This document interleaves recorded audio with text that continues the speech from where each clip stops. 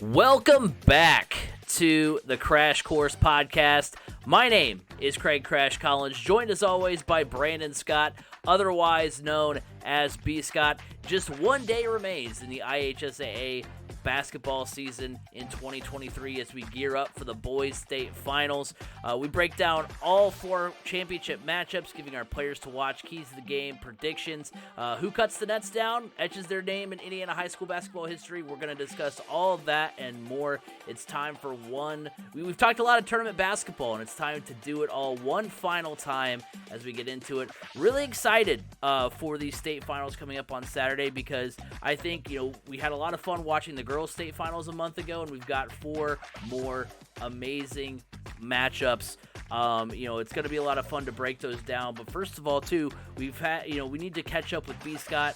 Had a fun time in Tulsa over the past weekend covering wrestling. Purdue had a big upset in that. That's really the only big news we want to talk about with Purdue. Nothing else of significance happened with Purdue athletics this past weekend. B. Scott, how was Tulsa, man? Tulsa was amazing. Lots of great stories, lots of great content created, lots of wrestling. We started the weekend with 330 wrestlers, and by the end of Saturday night, we crowned 10 champions. I mean, that's constant action on 8 mats from Thursday morning, and then Friday night they go down to 5, and then Saturday morning you're down to 4, and then Saturday night 1 mat under the spotlights in the center. It was crazy. I mean, we had the biggest upset probably since one of the biggest upsets in college wrestling history, if not the biggest, with Purdue's Matt Ramos pinning Spencer Lee of Iowa. Spencer Lee was going for his 4th national championship, which is an exclusive club. There's been, up until this year, there's only been 4 wrestlers to have won 4 national titles. Spencer had a 52 match win streak going, I believe it was. No, 58 match win streak going, and got pinned at the last second, literally the last second of the third period, the pin. But I mean, Matt Ramos had the win regardless of the pin, but the pin just kind of put an exclamation mark on it. But then in the finals, we did end up seeing another wrestler claim his 4th championship. Yeah, so for a club that only had 4 individuals ever, we were going to possibly see 2 wrestlers win their 4th national championship this year. But Yanni Diakomahalis of Cornell won his 4th. We also saw Vito Arujau from Cornell also win, helping Cornell claim a team trophy. And then at the 125 pounds, Matt Ramos ended up losing in the finals to Pat Glory of Princeton. It was Princeton's first national champion since 1951. So hey, the Ivy schools had some good performances. I mean, it was just all around really good wrestling. Penn State won their 10th title in the last or 10th team title in the last 12 years. We saw a couple new champions, a lot of guys winning their 2nd or 3rd championship. So next year we'll have a couple of guys going for that 4th. Yeah, just excitement all around. Great venue, the BOK Center. If you ever get a chance to go watch anything there, whether it's a Tulsa Oilers hockey game or even the Big 12 wrestling championships in the future, I highly encourage it. It's a great venue, great atmosphere, fun, really fun weekend. Sounds like a fantastic weekend, and we've got one in store for you here this coming Saturday with the IHSAA State Finals boys basketball. One final day of the IHSAA basketball season. It's finally here. B. Scott, you unfortunately were sick when we did the preview show, so I'll take a look back at my picks for the beginning. And honestly, I stand pretty pat with my picks. I think my picks were pretty decent. Obviously, only one of them actually made it, just kind of like the girls' state finals with Lanesville. But looking at it, 1A, I kind of went out on a limb with 1A. I picked number 10 Marquette Catholic to get there. They went to the semi-state. I'm proud of my Marquette Catholic team. I picked them because they had 2 guys on their team, one named Kobe, the other one named Balling. And I was like, how can you go wrong with those guys? I'm going Marquette Catholic. 2A, Linton Stockton, that's the only pick I had that actually made the state finals, so we'll get to them a little bit more later. 3A, this was the only one I really missed on pretty badly. Number 2, Mishawaka Marion, they lost in the sectional to South Bend, Washington. They had a lot of players coming back from last year's runner-up team, so I thought they might go a little further. And then in 4A, I had number 2, Penn, who lost by 1 in the semi-state. So those teams that I picked went pretty far, but not far enough. So some crazy happenings. Maybe not necessarily the tumultuousness, the turmoil that happened in the girls' state finals tournament, but definitely a fantastic tournament and a lot of good upsets along the way. By the rankings for this weekend, you have 3 teams making the state finals ranked number 1 in the AP. We also have teams ranked 3rd, 5th, 8th, and 12th, and like the girls' state finals, 1 unranked team made the final game day of the year. Looking at the state finals portfolio for all these teams, you have Ben Davis, who's won 3 state championships, their last coming in 2017. You have Kokomo, they're playing for their first state championship since 1961. Guerin Catholic, they've got 2 state titles in the bag coming into the weekend, last coming in 2015. Fort Wayne Blackhawk comes in with 2 state championships, all coming since 2019. 1 title in 1A and the other coming in 2A. They're looking for their third title in 4 attorneys. And then you have Northwood, Linton Stockton, Indianapolis Lutheran, and Southwood all looking for their first state title. So a lot of storylines heading into the weekend. A lot of teams, gunning for their first title, looking to end droughts, looking to keep their dominance rolling, and it all gets going with the 1A state final at 10:30 a.m. Eastern Time. It sees the Southwood Knights, they're 15-12, taking on the Indianapolis Lutheran Saints. They're 19-7.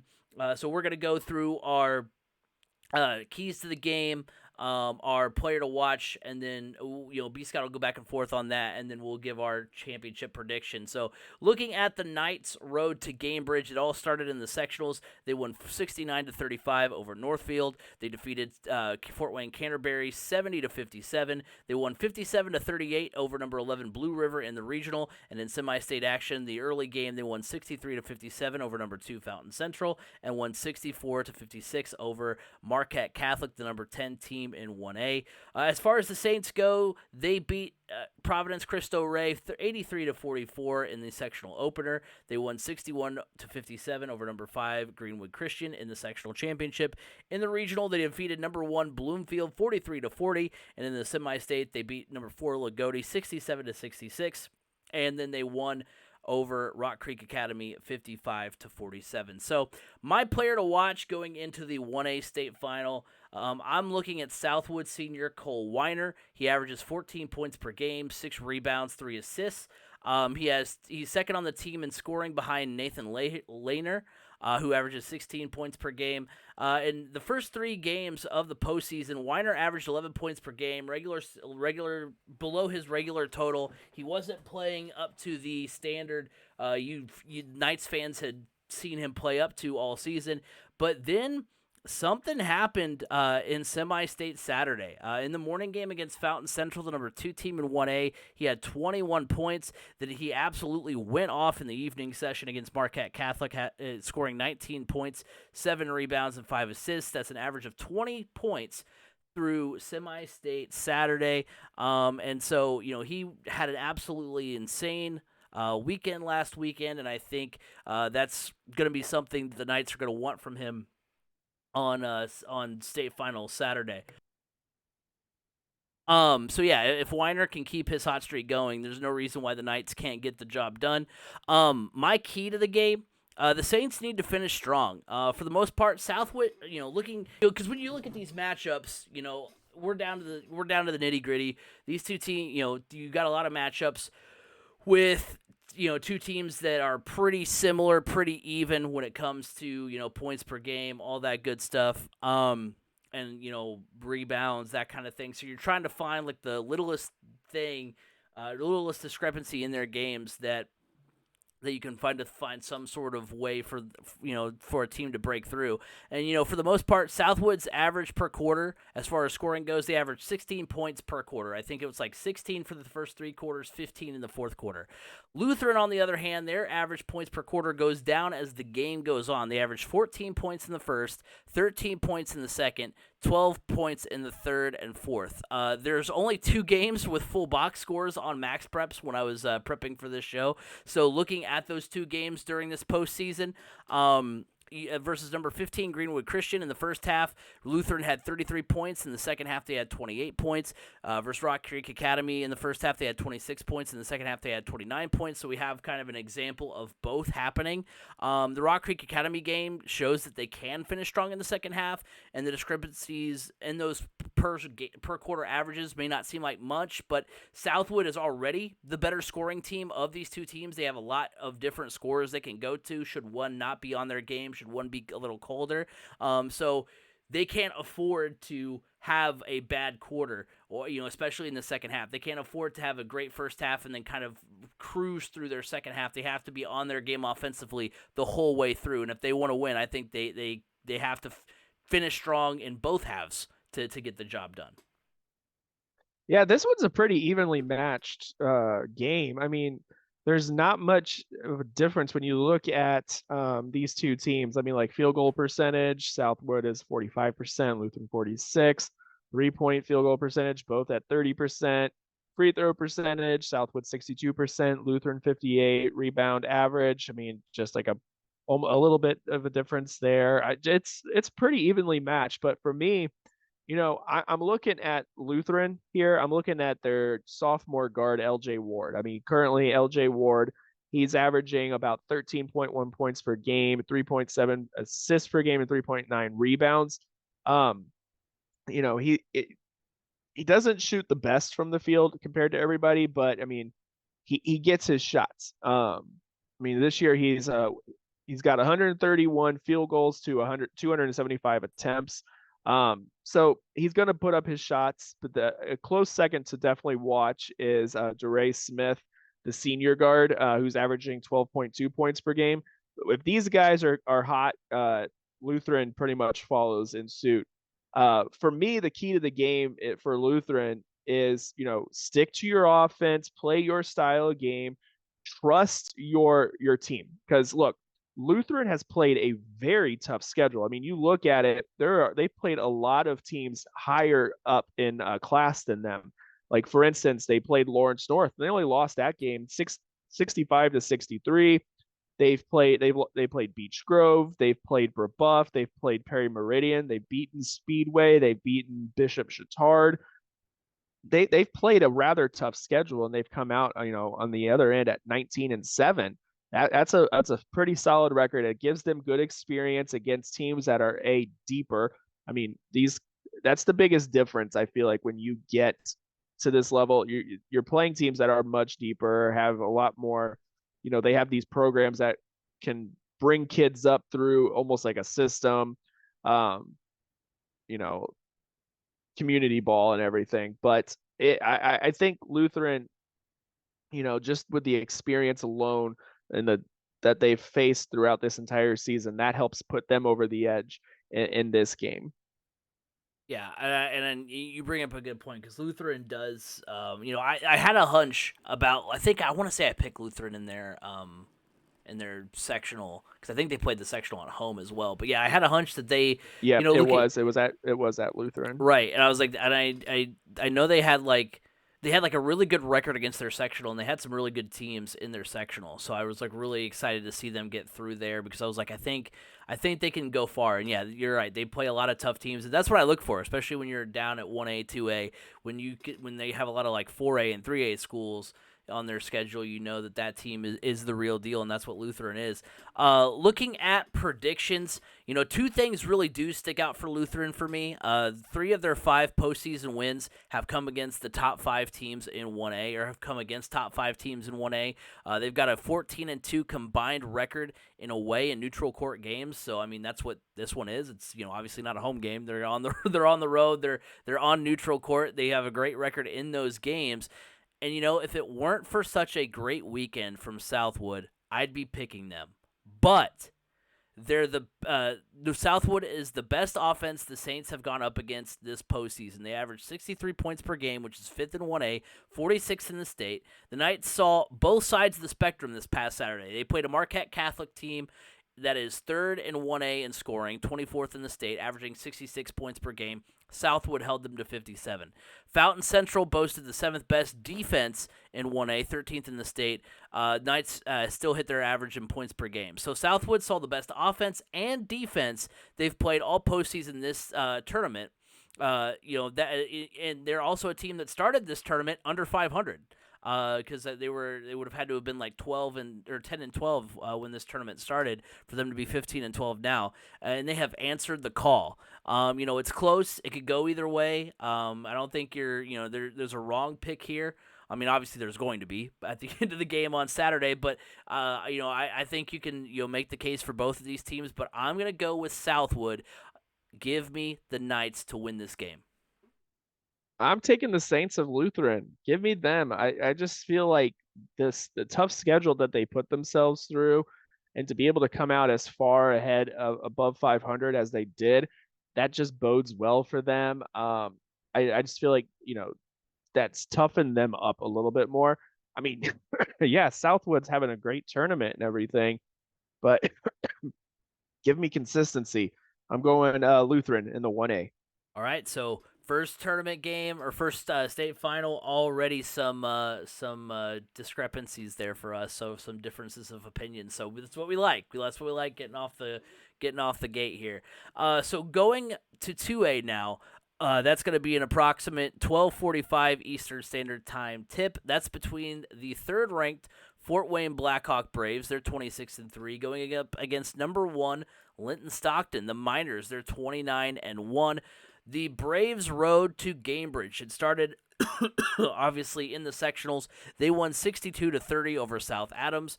They won 75-42 over Manchester, and they beat number 12 Adams Central 39-32 in the sectional championship.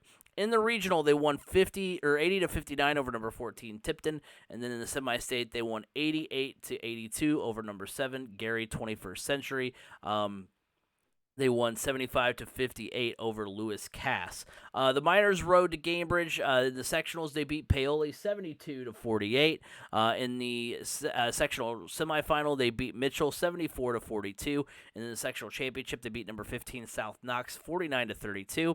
In the regional, they won 62-33 over North Decatur. And then in the semi-state, they beat Park Heritage 87-59 before beating number 5 Brownstown Central 64-56. Looking at my player to watch, I'm going with Fort Wayne Blackhawk senior Gage Sefton. He averages 17.6 assists per game. He's second on the team behind Josh First in terms of points per game. Josh First averages 19 points a contest. In the last 3 games, the regional and the semi-state, Gage Sefton has had 20 points, 10 rebounds, 9 assists versus Tipton, 15 points, 6 rebounds, 6 assists versus Gary 21st Century, 29 points, 5 assists versus Lewis Cass. That's 21 points per game. He's been on fire for the Braves at the right time, so that's why I think he's going to be a player to watch in the second game of Saturday's slate of games. The key for me is that the team who executes the best defensively will win this game. These teams are 2 of the best in the state when it comes to scoring. Fort Wayne Blackhawk averages 70 points per game. That's 2nd in 2A and 5th in the state. Linton Stockton averages 69 points per game, good enough for 4th in 2A and 8th in the state. Linton is 13th in 2A, 40th in the state, defensively allowing 46 points per game. Fort Wayne Blackhawk isn't in the top 50 in that category in the state, or in the top of 2A in terms of defense, but they allow 54 points per game. Looking at what these teams have faced this postseason against top 50 defenses, Linton Stockton has had 3 games, and they've still kept their average up there at 61 points per game. So against those tough defenses, they've still been able to put up points and score. Fort Wayne Blackhawk, on the other hand, they've only had 1 game versus the top 50 defenses, and they were held to just 39 points in that contest. So, whoever executes the best defensively will win this game. Whoever can, slow down the other team's offense will come out on top on Saturday. Yeah, I think this is probably going to be one of the more entertaining games. I mean, the last game was evenly matched, but this one, man, you've got one team in Fort Wayne Blackhawk or Fort Wayne Christian, yeah, Fort Wayne Blackhawk Christian. Like that's confusing. You got them who they have not lost to a team in 2A all season. All their losses have come to 3A and 4A teams. And then you got Linton Stockton, who hasn't lost to a team in the state of Indiana all year. I mean, it's like, man, this one's going to be fun. But for me, the player to watch, I'm watching on Fort Wayne Blackhawk Christian. I'm actually watching Josh first. He's already set to be a walk on at Purdue next year, averaging 19 points a game, 7.6 rebounds per game. Um, the thing for me that I really like about him is that he's shooting nearly 80% from the free throw line. So if they're going to dump it down to him and try to be the go-to, and if for some reason potentially, uh, gets to the foul line frequently, I mean that bodes well. Man, this one's a tough one, all around. But so for me, the key to this game is who who can like you said play consistent defense, who can maintain, win the turnover battle, win the rebound battle. Because both of them have pretty fair equal size. It's I mean, actually, I would go with the edge on the size definitely to Fort Wayne Blackhawk Christian. Um, man, this one's it.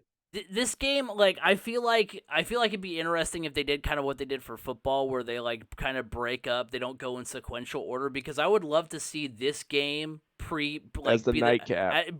be the precursor to Kokomo Ben Davis, because Yeah. those are the two those would be four like titans of their respective classes going up against each other. Not to put anything on Southwood Lutheran, not to put anything on Garin and Northwood, who we're going to get to, because Northwood is really good in their own right. But this game, I feel like if we were ordering games by intrigue, it would be that Or Kokomo Ben if you were Davis game. creating a fight card, if you were creating a fight card, Right. this would be the co-main event. Yeah. So yeah, but for me, what I like, the biggest key I think is going to be the experience of playing in a state championship game. Fort Wayne Blackhawk Christian has been here a lot recently, so I feel like that experience helps. Um, so I think that's the key to the game. My key is experience and who can calm the nerves the most, because it is nerve wracking to play in a state championship, no matter what. But who can overcome those nerves the quickest and just get locked in? And I like that you said that about experience, because I've got that right here as well for me when I look at my prediction. Because I went back and forth a few times. Fort Wayne Blackhawks seems like the pick here because of the experience factor. The fact that they've been here before. We've talked about it when we've had teams that are going on their second trip. When we talk about football, their second trip to Lucas Oil in as many years. How they don't have to worry about that whole like, oh man, we're playing at Lucas Oil. Oh man, we're playing at Cambridge. They can just kind of settle in. And, so that seems like the pick. But Linton Stockton hasn't lost, you mentioned this as well, to a team from the state of Indiana in a calendar year. They've got one of the best offenses in the state, backed up by UCF commit Joey Hart, so they can score with the best of them, and they've still been able to score a healthy amount of points on average versus the state's best defenses. So when they've gone up against, on the biggest stage, when they've gone up against really great defenses, they have answered the bell. And also, again, it's a game that's a toss-up. I'm going with the Miners, but I also have to say, like, hey, this is the team that I had winning the state in the 2A category at the beginning of the tournament, so I can't really abandon that now either. So I'm sticking with my pick. Linton Stockton gets the job done, gets their first state championship. You know what? I've got my gut is telling me that experience conquers here. And so give me Fort Wayne Blackhawk Christian in this one. It's going to be a close one, man. I guess like we've said, it's a toss up. It's a legitimate toss up, but I have to go with the experience here. Yeah. Fort Wayne Blackhawk Christian.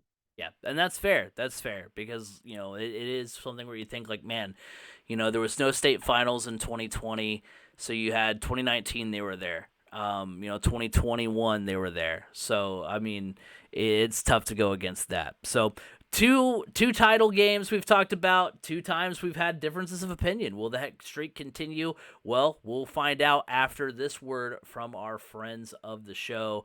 The Crash Course Podcast is brought to you by Anchor. Looking to start a podcast but don't know where to start? Look no further than Anchor.fm. Anchor allows you to record and edit your podcast right from your computer or mobile device and will distribute it to other sites such as Apple Podcasts, Google Podcasts, and Spotify.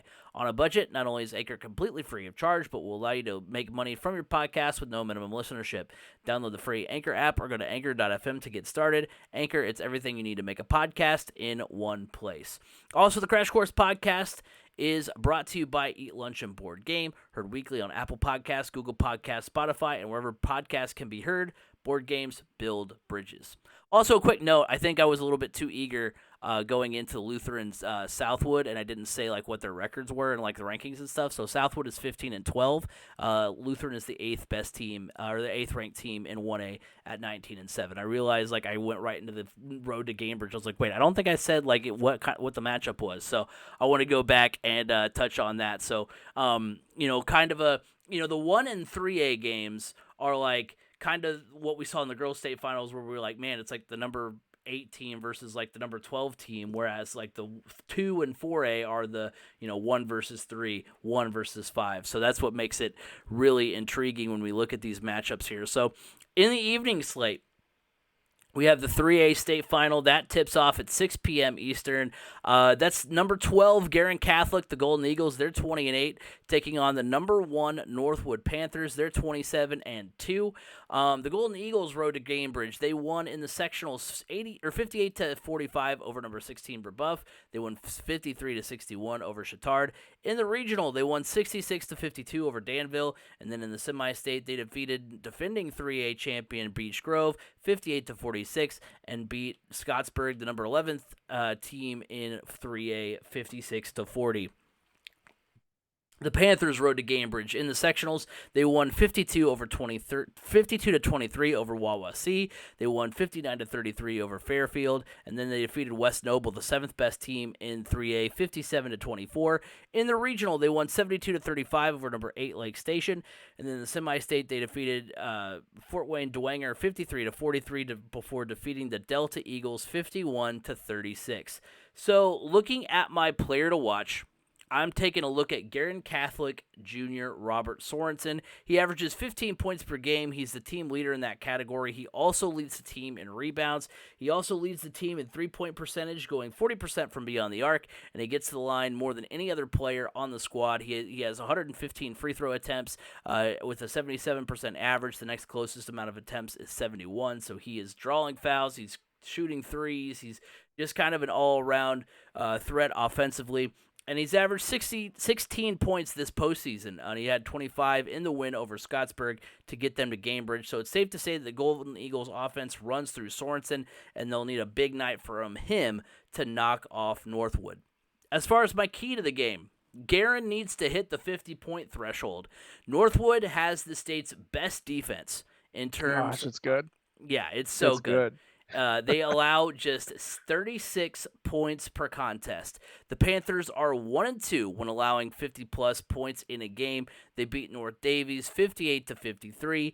They lost to Beech Grove 55-51 and to Ben Davis 60-52. The Golden Eagles average 56 points per game and are 0-5 when failing to score 50 points. 6 of their 8 losses have come when they failed to meet their average per game. So whenever they don't score 56, odds are they lose. Guerin has averaged 58 points this postseason. So there's no doubt that Northwood is going to be tough to score on. So it's up to the Eagles to at least get enough offensively. It's not about like, oh, we can run our game, we can score, we can do whatever. It's like, no, you're going to have to maximize every possession. You're going to have to make sure you score points.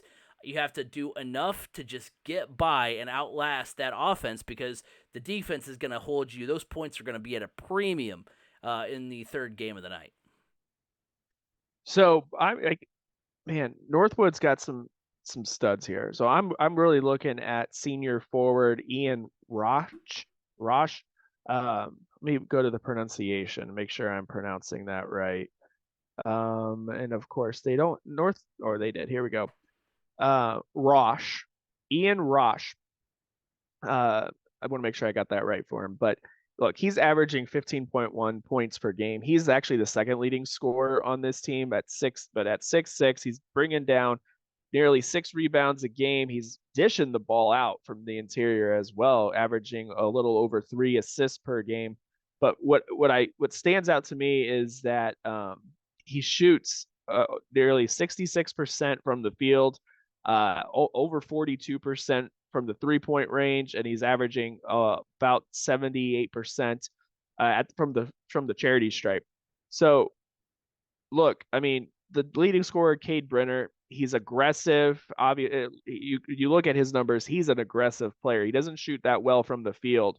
He shoots only 43% from the field, but about 38% from three. But he's about an 84% free throw shooter. So that just says to me, look, he's aggressive. He tries to get to the hoop and gets fouled. So he's that's where he's getting his points. But look, for Ian Rosh, he's going to be one of those guys that's going to be able to spread this Guerin defense out beyond the 3-point line. That's huge. So look out for him. For me, my key is Northwood just needs to play their style of defense. Look, when your point differential is about 22, 23 points per game, you are doing something right. And when you look at their schedule, they had one loss to Beech Grove, and their only other loss was to 4A finalist Ben Davis. That's undefeated, by the way. That's undefeated, by the way. Yeah. So there you go. And it wasn't a close game, but still, I mean, that was the least amount of points they put up the entire season at just 42 points. So this Northwood team, man, they just click on all cylinders. That defense is impressive. That is, if they can keep their style of defense and lock down Guerin, this could get out of hand in a hurry.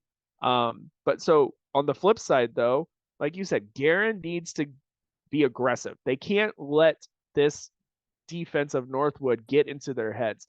If they can attack the basket, just play an aggressive style of basketball, that will give them a chance. And that honestly may break down Northwood.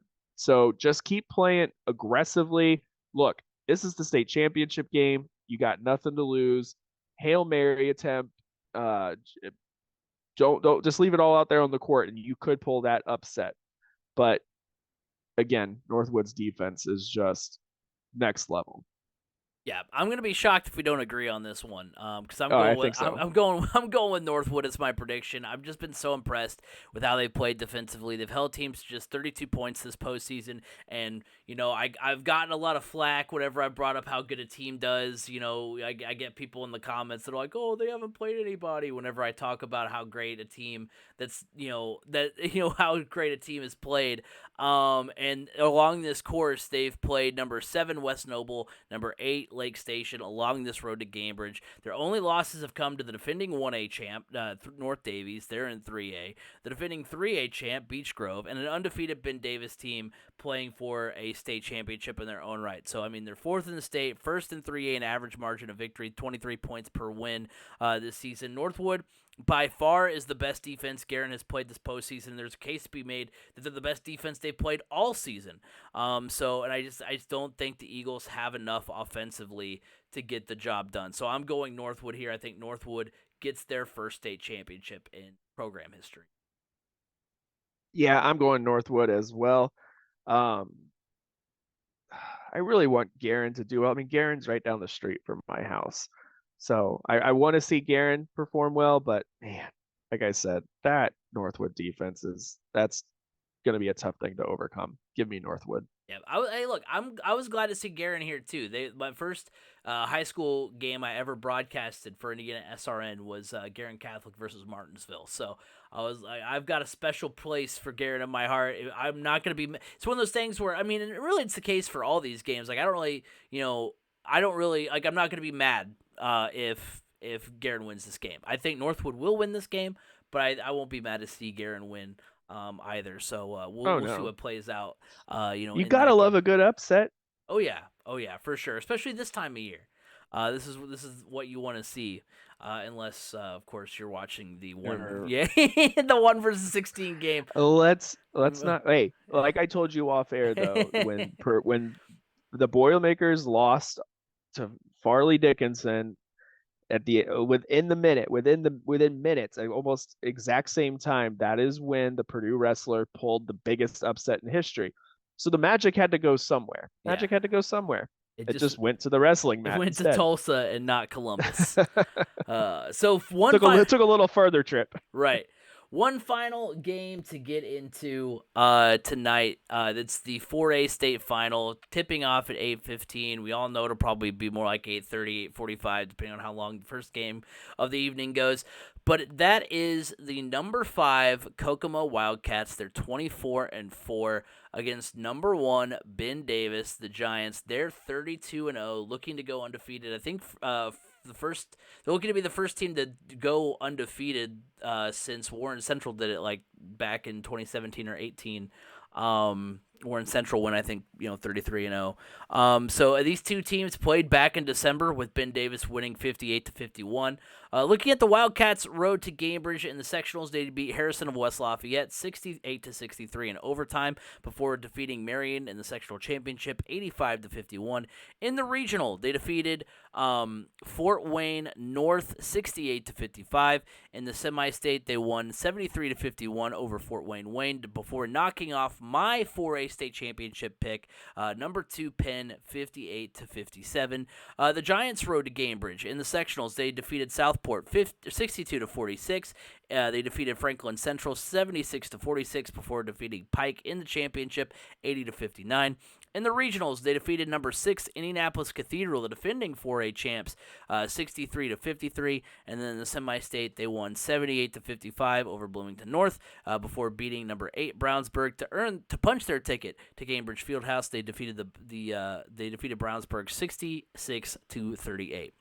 Wow, so that score kind of stands out to me. Right. Oof. Yeah, insane. I mean, Brownsburg's got 5-star Cannon Catchings leading that team. Yeah, right. I mean, they're the number 8 team in 4A. I mean, it's one thing to you played a 4A team, but that 4A team was like 14 and whatever, and you beat them by 30. Like that's one of the top teams in the state that you're beaten down by 30 points. So pretty impressive. As far as my player to watch, I'm going with Kokomo Jr. I think he's a junior. I wrote down senior, but he's a junior, I believe. He's a junior. Flory Badunga. He averages 20. No, Flory Badunga. Badunga? Yeah, in the pronunciation guide here, it is B-I-H, Dune, like the word dune, Badunga. Badunga. Okay.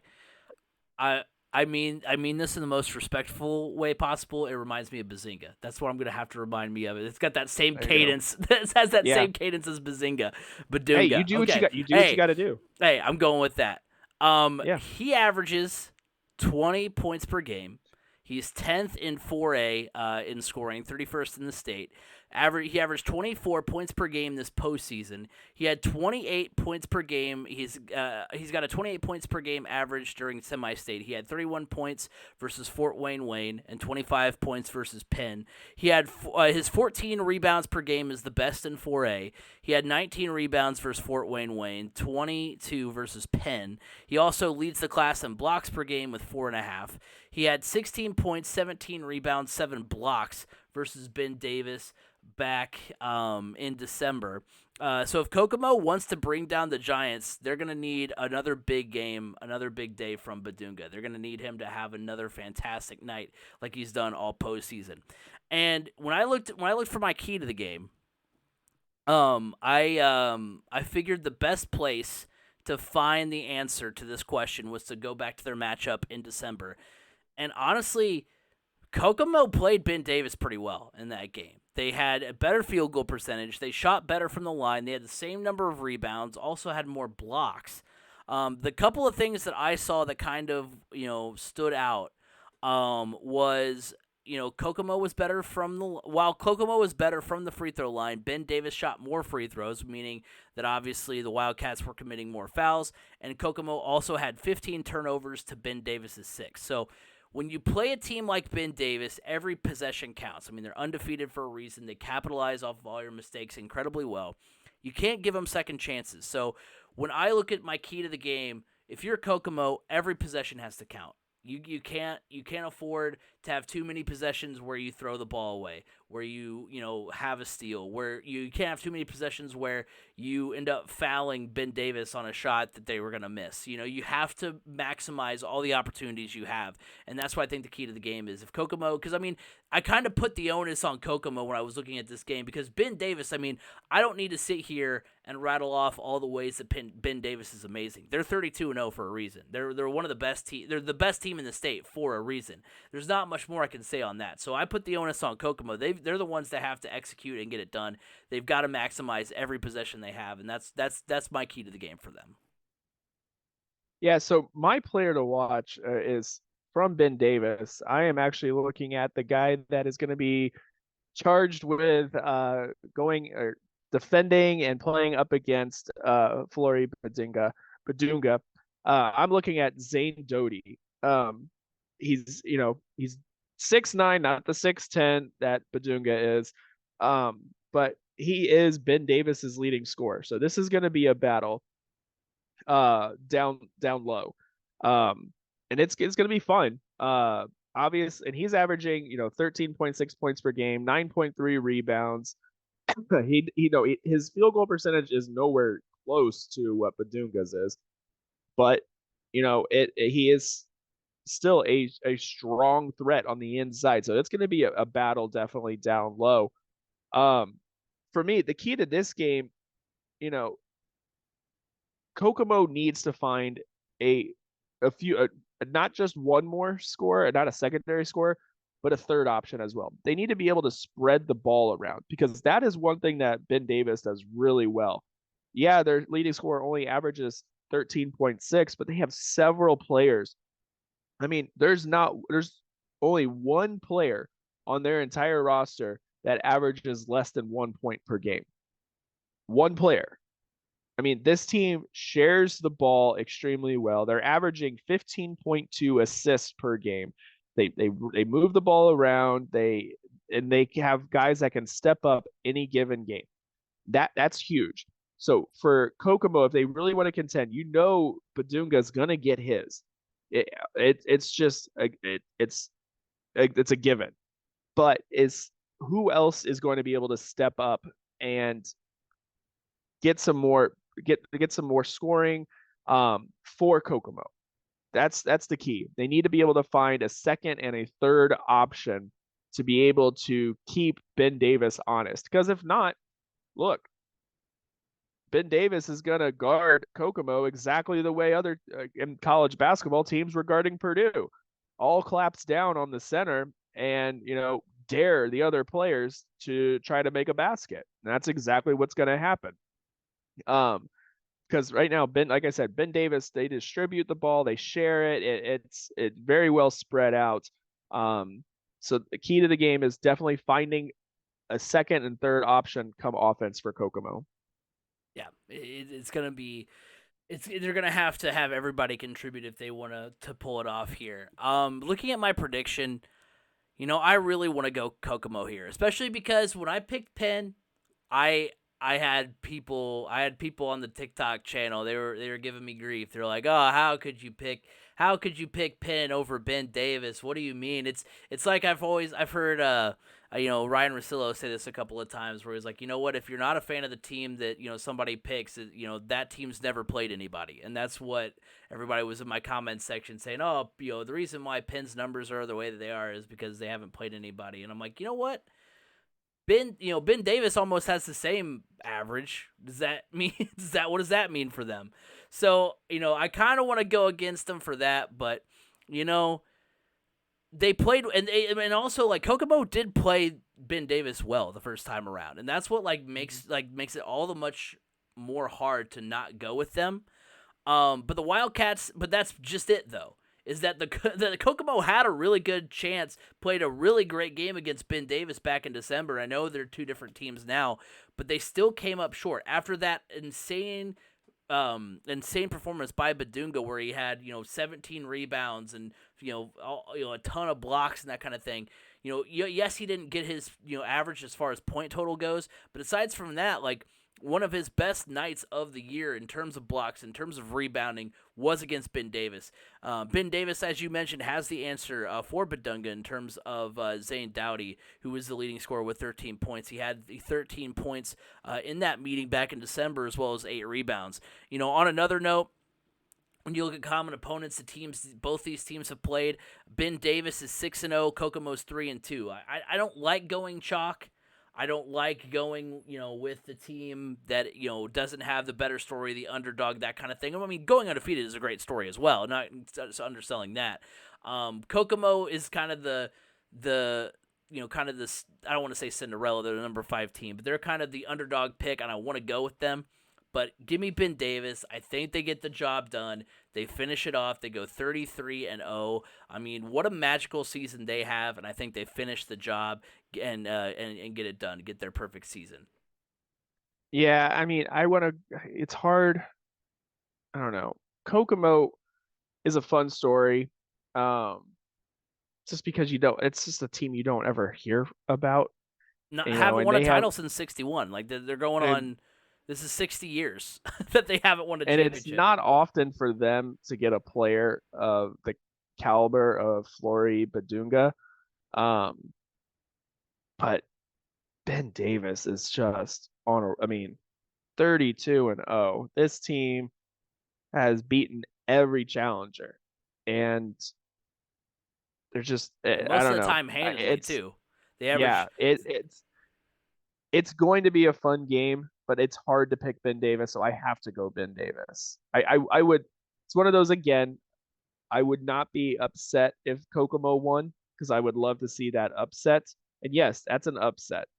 But yeah, give me Ben Davis. They complete the perfect season. Well, that's a tough thing to do. It's a tough thing to do in 4A to complete a perfect season. Oh yeah, especially at any level in Indiana high school basketball. So I mean, honestly, I'm thinking back, like at my time in high school, I think maybe my senior year, the Lawrence North basketball team went undefeated, but there were losses every other season I can remember. I mean, Arlington, for instance, North Central. I mean, there was, so it's tough. And then that's just it. I mean, it's harder. I mean, I know there's, more games too, but like, it's really hard to go undefeated in basketball because you just have one bad night, you lose a game. And that's why a lot of times, I almost get in my head when I'm making these picks at the beginning of the tournament where, you have like a Wapahani team that like lost their first game of the year and hadn't lost since. Like, I was like, oh man, that just means they're due. And in basketball, that bell comes, that bell rings, more often than it does, because in football, obviously, it's more about like brute strength. This team's stronger than the other team, and it's easier to kind of go with that. But yeah, I mean, you never know when you're finally going to get that. I mean, we literally saw it last year. Chesterton was undefeated, goes in and plays Cathedral and gets their doors blown off. So, I mean, you just never know what you're going to see. So it is tough, but I think Ben Davis gets it done. It's a really impressive feat. So if they do get it done, congrats to them. Hats off to them because that's an amazing season. But that will do it. I honestly didn't. I was surprised to see that we disagreed on the first 2 games, but we agree on the last 2. We both have Northwood and Ben Davis. He has Lutheran. He has Fort Wayne Blackhawk. I have Linton Stockton and Southwood. We'll see how it all plays out. It's going to be a lot of fun. Hope you guys enjoy the state final. Remember, you can like us on Facebook, 3C Media. Go check us out on Twitter at 3C Media Sports. Go subscribe to the YouTube channel, ring the bell, turn notifications on, as well as go over to the TikTok channel. We're getting really close to 2.5K followers over there, so go give us the support. We love to see that. We love making content for you guys, so keep supporting the channel. We do appreciate it. And remember, you can listen to us every week on Apple Podcasts, Google Podcasts, Spotify, wherever podcasts can be heard. You can hear the Crash Course Podcast. You can find me at Crash Course FM on Twitter. B. Scott, where can they find you? Find me on Twitter at Brandon_Scott87. We're taking a little bit of a hiatus. We're not going to be back until mid-April, but when we are, we've got the NFL draft, we've got the Colts draft. We are going to be that much closer to be talking about the month of May. All that stuff is coming up. It's really close. It's going to be a lot of fun to talk about, but until then, enjoy the state finals, everybody.